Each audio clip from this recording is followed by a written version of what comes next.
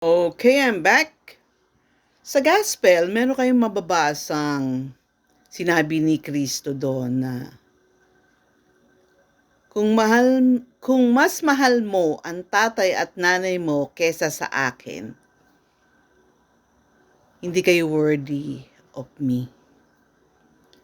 Pag inaral mo maigi yun, sa unang dinig parang, ay, ba't ganun?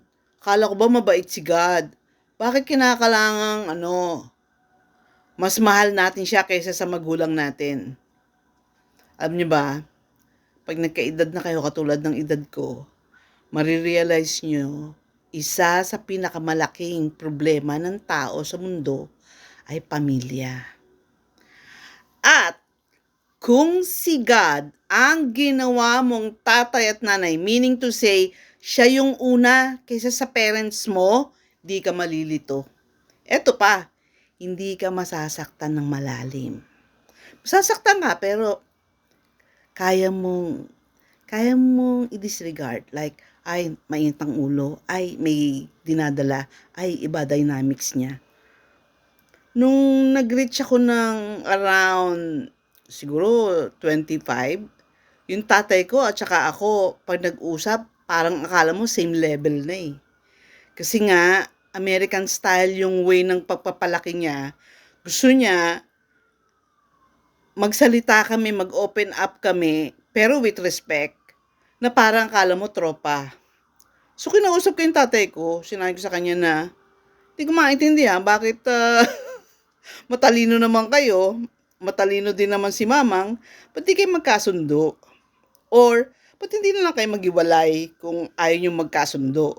Kasi, mahirap para sa amin eh. Kami yung anak nyo, nanonood kami, naapektuhan kami.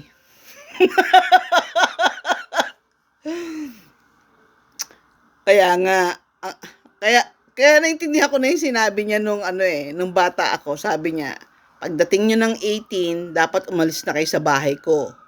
Have your own life. Maghanap kayo ng trabaho. Kung di pa kayo tapos ng college, mag self-supporting kayo. And we did. Talagang self-supporting kami. But I'm grateful na sila naging magulang ko. Why? Kasi open eh. Ayoko ng magulang na hindi sinasabi yung galit or sama ng loob or whatever. Ayoko nung nalilito ko. Mas gusto ko nang masakit yung sinasabi mo pero dinediretsa mo ko. Di nga! Basahin mo Bible, lahat ba ng sinasabi doon masarap? Madaming masakit doon. Lalo na kung hindi mo ginagawa. Like, masarap bang marinig na pupunta ka na impyerno pag hindi mo ginawang sentro ng buhay mo ang Panginoon? Kasi mag-isip ka, bakit kanya ginawa kung ang pagsisilbihan mo ay sarili mo? 'Di ba? Parang nakakita ka na nag-asawa pero buhay single. 'Di ba sasabihin ng babae, kung uubusin mo yung pera mo sa barkada mo, sa sarili mo, wala kang pakialam sa amin, magkanya-kanya na tayo. So, ganun din sa salvation. Ang gusto ng Diyos ay pamilya.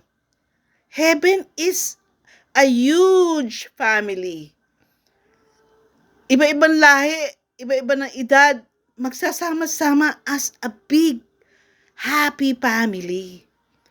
At, sorry kasi talagang yun ang reason bakit ginawa ka ng Diyos. Gusto ka niyang maging anak forever. At, pansinin niyo kung sino yung pinakamagulo ang buhay sa mundo. Yun yung mga hindi matanggap o mapatawad ang pamilya nila. So, paano ka madadalian? Pag sinunod mo si Kristo at sinabi mong, Lord, mula ngayon, ikaw ang pinaka una sa buhay ko.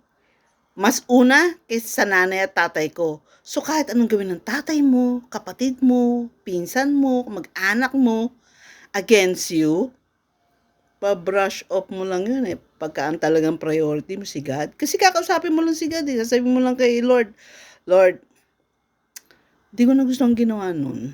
Pwede Pwede tulungan mo akong kasi may kinakausap ka, napakahalaga nun. Yun yung reason kung bakit hindi tayo pwedeng walang kaibigan.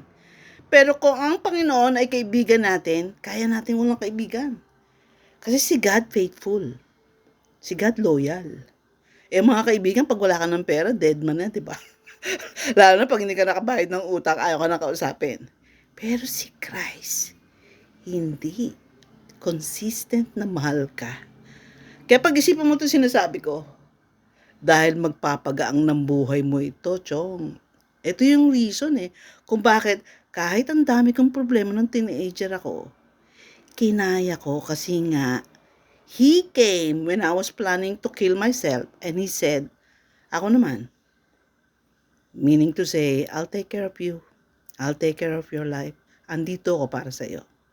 And He never left. He never left. Hanggang sa nandito na ako sa Canada, Jesus is still my first and my only. Hindi nga. Bye guys.